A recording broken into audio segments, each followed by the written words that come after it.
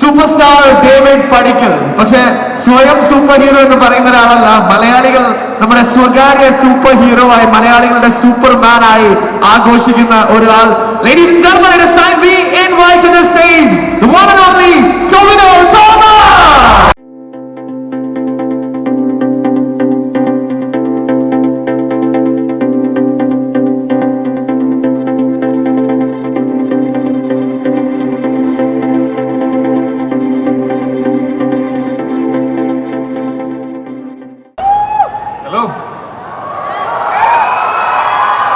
എങ്ങനെയുണ്ട് ട്രെയിലർ? ഇഷ്ടപ്പെട്ടോ?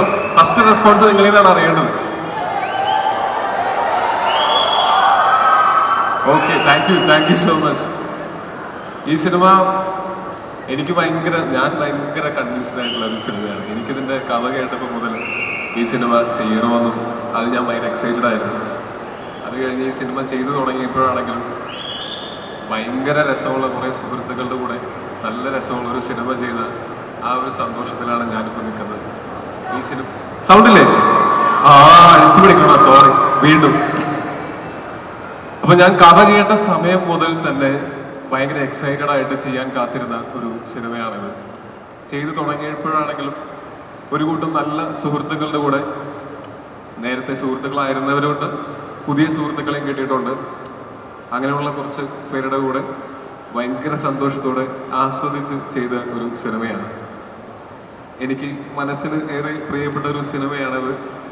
ഒരുപക്ഷെ ഞാനും ജോലി ചെയ്യുന്ന മേഖലയെ പറ്റിയിട്ടുള്ള ഒരു സിനിമ ആയത് കാരണം കൊണ്ട് എനിക്ക് കുറച്ച് കൂടുതൽ റിലേറ്റ് ചെയ്യാൻ പറ്റുമായിരിക്കും, അതുകൊണ്ടായിരിക്കാം.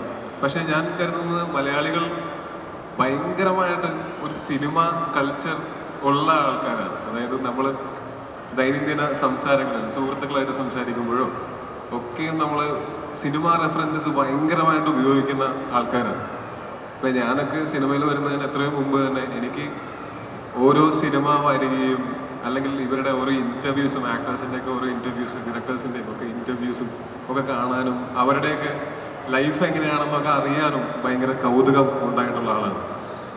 അപ്പോൾ ഈ സിനിമ കുറച്ച് ആക്ടേഴ്സിൻ്റെയും ടെക്നീഷ്യൻസിൻ്റെയും ഒക്കെ ലൈഫ് എങ്ങനെയാണ് നമ്മൾ കാണുന്ന ഇൻസ്റ്റഗ്രാമിലും ഫേസ്ബുക്കിലൊക്കെ കാണുന്ന ഫോട്ടോസിനപ്പുറം ഇവരുടെ ലൈഫ് എന്താണ്, നമ്മൾ ഈ കാണുന്ന 2 മണിക്കൂർ 2.5 മണിക്കൂറുള്ളൊരു സിനിമ ഇവർ 100 ദിവസം കൊണ്ടൊക്കെ ഷൂട്ട് ചെയ്യുന്ന സമയത്ത് ഓരോ ദിവസവും 1 മിനിറ്റൊക്കെ ഫൂട്ടേജ് ഉണ്ടാക്കുന്ന ആ പ്രോസസ്സിൻ്റെ പിന്നിൽ നിങ്ങൾ അരങ്ങിൽ കാണുന്നതിനപ്പുറം അണിയറയിൽ പ്രവർത്തിക്കുന്ന ഒരുപാട് പേരുണ്ട്, ഒരുപാട് ഡിപ്പാർട്ട്മെൻറ്റുകളുണ്ട്. അവരുടെയൊക്കെ ഒരു റെപ്രസെൻറ്റേഷൻ ഈ സിനിമയിൽ നിങ്ങൾക്ക് കാണാൻ പറ്റും. എങ്ങനെയാണ് ഈ പ്രോസസ്സൊക്കെ നടക്കുന്നതിൻ്റെ ചെറിയൊരു ഐഡിയ നിങ്ങൾക്ക് കിട്ടും. ഒപ്പം ഈ ട്രെയിലറിലും ടീസറിലും പാട്ടിലും ഒക്കെ കാണുന്നത് പോലെ ഒരു അടിച്ചുപൊളിപ്പടം തന്നെയാണ്. പക്ഷേ സിനിമ തുടങ്ങി കുറച്ച് കഴിയുമ്പോഴത്തേക്കും ഈ ക്യാരക്ടറിൻ്റെയും ചുറ്റുമുള്ളവരുടെയൊക്കെ ഇമോഷൻസുമായിട്ട് നിങ്ങൾക്ക് കണക്റ്റ് ആവും എന്ന് എനിക്ക് ഉറപ്പുണ്ട്. അവസാനമൊക്കെ ആകുമ്പോഴത്തേക്കും ചിലപ്പോൾ കണ്ണു നിറഞ്ഞേക്കാം, ഇടയ്ക്ക് കുറേ സമയം നിങ്ങൾക്ക് ചിരിക്കാനുണ്ടായിരിക്കും, ചിന്തിക്കാനുണ്ടായിരിക്കും. അങ്ങനെ കുറേ കാര്യങ്ങളുള്ള ഒരു സിനിമയാണത്.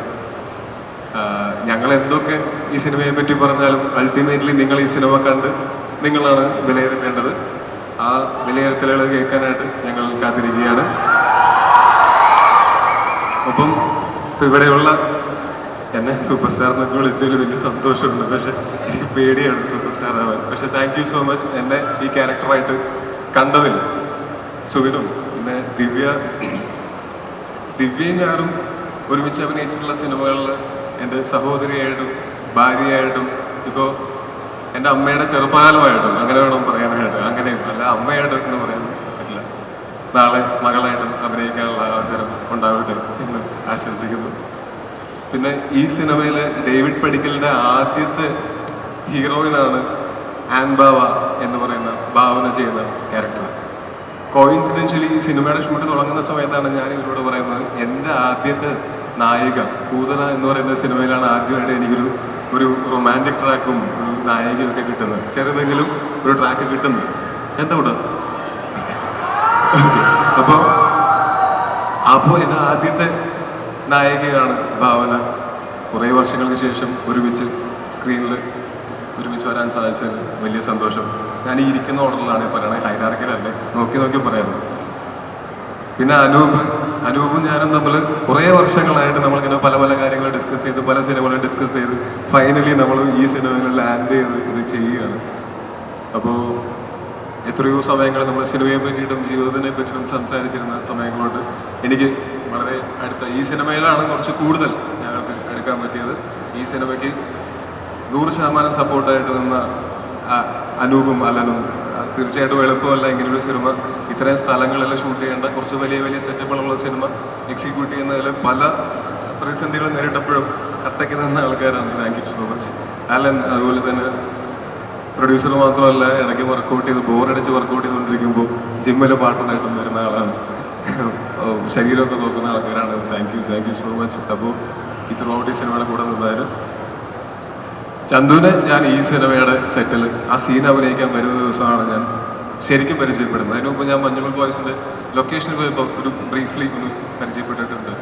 ഞാൻ സലിവേട്ടൻ്റെ കൂടെ 1-2 പടങ്ങളൊക്കെ ചെയ്തിട്ടുണ്ട്. എനിക്ക് ഇതിനെ കാണുമ്പോൾ ഭയങ്കരമായിട്ട് സലിവേട്ടൻ്റെ അത് ആ ഒരു ആറ്റിറ്റ്യൂഡിലും ഉണ്ട്. അത് ഭയങ്കര രസമുള്ള, ആരെയും പ്ലീസ് ചെയ്യാത്ത, അത്യാവശ്യം വെട്ടി തുറന്ന് എന്നാൽ ഹ്യൂമറൊക്കെ ഉള്ള നല്ല രസമുള്ള ആളാണ്. അവന് നല്ല ഭാവിയുള്ള ആക്ടറുമാണ്. ഒരുമിച്ച് അഭിനയിച്ചതിൻ്റെ വെളിച്ചത്തിൽ പറയാണ് ഓൾ ദി ബെസ്റ്റ്. ഗംഭീരമുണ്ട്. ബാലു എൻ്റെ വളരെ അടുത്ത സുഹൃത്താണ്. ഞങ്ങൾ പണ്ട് ഒരു സിനിമയിൽ ഞാൻ അഭിനയിച്ചൊരു സിനിമയിൽ 1-ാം ലോകമഹായുദ്ധം എന്ന് പറയുന്ന സിനിമയിൽ ഗസ്റ്റ് അപ്പിയറൻസ് അഭിനയിക്കാൻ വന്ന അന്ന് മുതൽ ആണ് ഞങ്ങൾ തമ്മിലുള്ള സൗഹൃദം തുടങ്ങുന്നത്. പിന്നീട് ഞങ്ങൾ തരംഗവും കുപ്പിച്ചുതപ്പേരും തുടങ്ങിയിട്ടുള്ള സിനിമകൾ കണ്ടു. പക്ഷെ എപ്പോഴും നമുക്ക് ഫോൺ വിളിച്ച് സംസാരിക്കുമ്പോഴാണെങ്കിലും അല്ലെങ്കിൽ നേരിട്ട് കാണുമ്പോഴും ഒക്കെ ആ ഒരു സൗഹൃദവും ആ വാമത്തും ഒക്കെ കിട്ടിയിട്ടുള്ള ആളാണ്. ഈ സിനിമയിലാണെങ്കിലും ബാലുവും സൗഭാഗ്യയും സുരേഷ് ഏട്ടനും ഒക്കെ ആയിട്ട് ഞങ്ങൾ 4 പേർക്കായിരുന്നു ഏറ്റവും കൂടുതൽ കോമ്പിനേഷൻ സീൻസ് ഉണ്ടായിരുന്നത്. വളരെ എൻജോയ് ചെയ്തിട്ട് ഈ സിനിമയുടെ നാളെ ഈ സിനിമ ഇറങ്ങിയിട്ട് ഇതിൻ്റെ റിസൾട്ട് എന്തായാലും ഞാൻ ഈ സിനിമയിൽ എനിക്ക് ചെറിഷ് ചെയ്യാനുള്ള കുറേ മെമ്മറീസ് ഷൂട്ടിംഗ് സമയത്ത് തന്നെ ഉണ്ടായിട്ടുള്ളൊരു സിനിമയാണ്. എന്തു ഓക്കെ. പിന്നെ നമ്മുടെ ഡയറക്ടർ ജീൻ എനിക്ക് ഭയങ്കരമായിട്ട് റിലേറ്റ് ചെയ്യാൻ പറ്റുന്ന ഒരാളാണ്. അതായത് ജീൻ പറയുന്നൊരു തമാശ എനിക്കും ഞാൻ പറയുന്നൊരു തമാശ ജീനും മനസ്സിലാവുന്നു എന്ന് പറയുന്നത് തന്നെ വളരെ എളുപ്പത്തിൽ അങ്ങോട്ടും ഇങ്ങോട്ടും കമ്മ്യൂണിക്കേറ്റ് ചെയ്യാൻ പറ്റുന്ന ഒരു മാധ്യമമാണ്. ഞങ്ങൾ ഈ സിനിമയുടെ ഷൂട്ടിൻ്റെ സമയത്ത് ഈ സിനിമയിൽ നമുക്ക് എഴുതി വെച്ച് പറഞ്ഞ് അഭിനയിക്കാവുന്ന സീനുകൾ എഴുതി വെച്ച് അതുപോലെ തന്നെ പറഞ്ഞു കഴിഞ്ഞാൽ നമുക്ക് ഒരിക്കലും ആ സീൻ ഞാനൊന്ന് പറഞ്ഞു കഴിഞ്ഞിട്ട് നോക്കട്ടെ. അപ്പോൾ അങ്ങനെ എഴുതി വെക്കാൻ പറ്റാത്ത പോലുള്ള സീനുകൾ ഇതിനകത്തുണ്ട്. അതിൻ്റെ ഒരു ബേസിക് സ്ട്രക്ചർ എഴുതി വെക്കാൻ പറ്റുള്ളൂ. അതിന് പുറത്ത് നമ്മൾ എല്ലാവരും കൂടെ ഡിസ്കസ് ചെയ്തും പെർഫോമൻസിൽ അത് പരമാവധി എൻഹാൻസ് ചെയ്തും ഇംപ്രവൈസ് ചെയ്തും ചെയ്യേണ്ടതാണ്. അപ്പോൾ അതിന് ഒരു ആക്ടർ എന്നുള്ള നിലയ്ക്ക് ഒരു സ്പേസും അതിനപ്പുറത്ത് ഒരു സൗഹൃദം ഉള്ളത് കൊണ്ട് തന്നെ അങ്ങോട്ടും ഇങ്ങോട്ടും നല്ലതാണെങ്കിൽ നല്ലതാണെന്ന് ഇങ്ങോട്ട് പറയാനും മോശമാണെങ്കിൽ മോശമാണെന്ന് പറയാനും ഇങ്ങനെ ചെയ്തോട്ടെ ഇന്ന് അങ്ങോട്ട് ചോദിക്കാനും ഒക്കെ ഉള്ളൊരു സ്പേസ് തന്ന വൈകുന്നേരങ്ങളിൽ എല്ലാവരും കൂടെ ഒരുമിച്ചിരുന്ന് കമ്പനി തന്ന എല്ലാവർക്കും നന്ദി. ചെയ്യുന്നതും പ്രത്യേകിച്ച് നന്ദി. എന്നെ ഈ കഥാപാത്രമായിട്ട് കണ്ടതിനും ത്രൂ ഔട്ട് ദ ഷൂട്ട് കൂടെ നിന്നതിനും താങ്ക് യു സോ മച്ച്. ഇങ്ങനെ ആ കൊറിയൻ സിനിമയെന്ന് വന്നപ്പോൾ പെൺകുട്ടിയെ പോലെ ഇരിക്കുന്ന ആ കുട്ടി ഒന്ന് എഴുന്നേറ്റ് വെക്കുമോ? ഈ കുട്ടിയാണ് ഈ സിനിമയിലെ കളർഫുൾ ആയിട്ടുള്ള കോസ്റ്റ്യൂംസ് ഒക്കെ ചെയ്തിട്ടുള്ള ഏക്തയാണ് ഈ സിനിമയുടെ കോസ്റ്റ്യൂം ഡിസൈനർ. ഫസ്റ്റ് ടൈമാണ് ഏക്ത ഒരു സിനിമയിൽ കോസ്റ്റ്യൂം ചെയ്യുന്നത്. പക്ഷെ കണ്ടാൽ പറയില്ലല്ലോ. അപ്പോൾ കൺഗ്രാജുലേഷൻസ് ഉണ്ട്. ഒരു ഹായ്, ഒരു ഹായ്. നിങ്ങൾ അവിടെ തിരിഞ്ഞെടുക്കുന്നതായിരിക്കും ബുദ്ധി. എങ്ങനെയാണ് അവിടെ നിൽക്കുന്നത്? നീ എന്താ ഇവിടെ നിന്നാക്കി?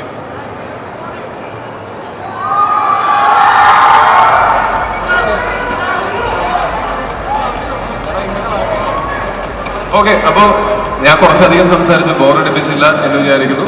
ഇനി എന്തായാലും മെയ് 3-ാം തീയതി ഈ സിനിമ തിയേറ്ററിൽ വരുന്ന സമയത്ത് ഞാൻ കാത്തിരിക്കുകയാണ്. നിങ്ങളൊക്കെ ഈ സിനിമ കാണുന്നതും ഇഷ്ടപ്പെടുന്നതും ആ ഇഷ്ടം ഞങ്ങൾ അറിയിക്കുന്നതും താങ്ക് യു സോ മച്ച്.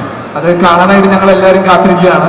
പക്ഷെ ഇപ്പോൾ നേരത്തെ പറഞ്ഞൊരു കാര്യം, ഇനി മോളായിട്ട് അഭിനയിക്കാനുള്ള ഭാഗ്യം ഉണ്ടാവട്ടെ എന്ന് പറഞ്ഞു. ഞാൻ ബാക്കിൽ നിന്നപ്പോഴാണ് അരച്ചേക്കുന്നത് ഒറിജിനലാണോ?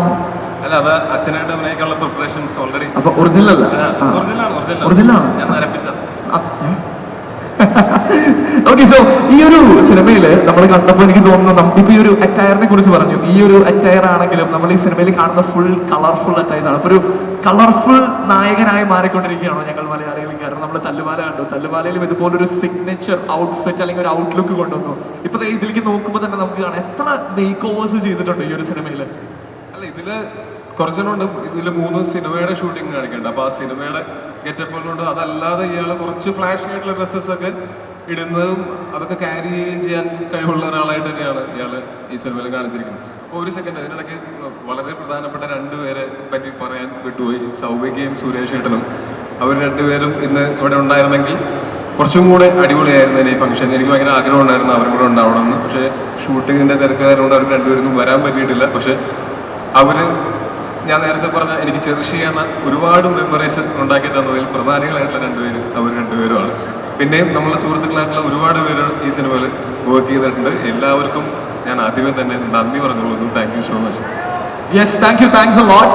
ഒരു കാര്യം കൂടി ചോദിക്കുകയാണ്. ഇപ്പൊ ഇവിടെ ഒരു സൂപ്പർ സ്റ്റാറിന്റെ ലൈഫ് ഞങ്ങൾ കുറച്ച് കണ്ടു ആ ഒരു ട്രെയിലറിൽ. ലൈഫ് സ്റ്റൈലിൽ റിയൽ ലൈഫിലുള്ള അല്ലെങ്കിൽ റിയൽ ലൈഫിൽ എക്സ്പീരിയൻസ് ചെയ്തിട്ടുള്ള കുറച്ച് കാര്യങ്ങളൊക്കെ തന്നെയാണോ അതോ? അല്ല, കേൾക്കാവോ? ശബ്ദം കുറക്കാവോ? ഇത് അവര് സൗണ്ട് കുറയ്ക്കണമുണ്ടോ? ഞാൻ പറയുന്നതിന്റെ കുഴപ്പമില്ലല്ലോ.